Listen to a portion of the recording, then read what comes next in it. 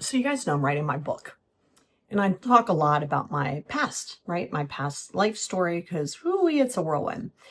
And it made me think, I wanted to share this with you. It made me think about you guys, because I'm always thinking about you guys. And not running from the things you said or did when you didn't have the tools that you have now, because this is a massive one. And I mean, I think to some level, you don't stop until you've gotten over a certain hump, right? And I'm well over that hump. But I did a lot of things that I had to do. I mean, you have to remember, mom passed early on in my life when I was 14, almost 14. My dad was a big alcoholic. There was a lot of appropriateness, like with he and I. And overall, I mean, as a mid-teenager, 15, 16, all the way up to when I moved to the city, and still had to do what I had to do, and that was distribution. So I distributed, that's right. I distributed things that are now legal. Some of them are now legal in certain states, and some are medical. And it just kind of, you did what you did. And then I elevated that a little bit, and I don't even know. See, I have to be careful because I don't know what I can say without being flagged. So if you think of what you would go skiing on snow, and then think of that as a substance.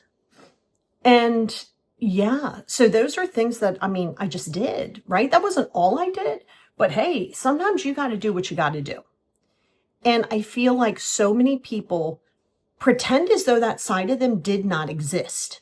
Like something about that, like it just never happened, or you run from it because you're like, oh, I hate this about me. But here's the facts.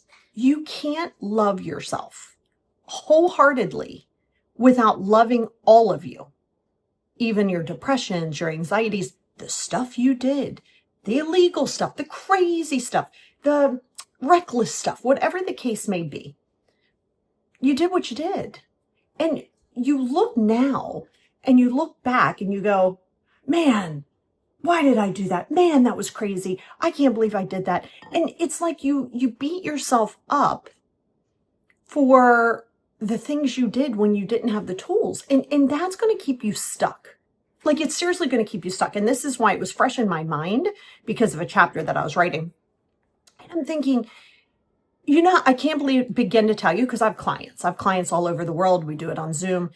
It doesn't matter what country, what continent, what gender, race, it does not matter. There are some serious markers on things that people struggle with. And this is one. So when you go through it and you start saying, why did I do that? Why did I do all of these things? You're living in a history that you cannot repeat, I can repeat, that you can't change. You are wasting time trying to make your past different. It is what it is. Your past is what it is. Until you can embrace that fact. And then, you're looking, okay, well, I don't want to do that anymore. And then you try to do different as best that you can. But there's going to be things that you have to do in survival. And there are going to be things that you do before you're healed. And there's going to healing. There's going to be things that are going to continuously happen. You're not going to hit this out the park every day. So you're going to do things and say things that you're going to be like, ugh, cringe.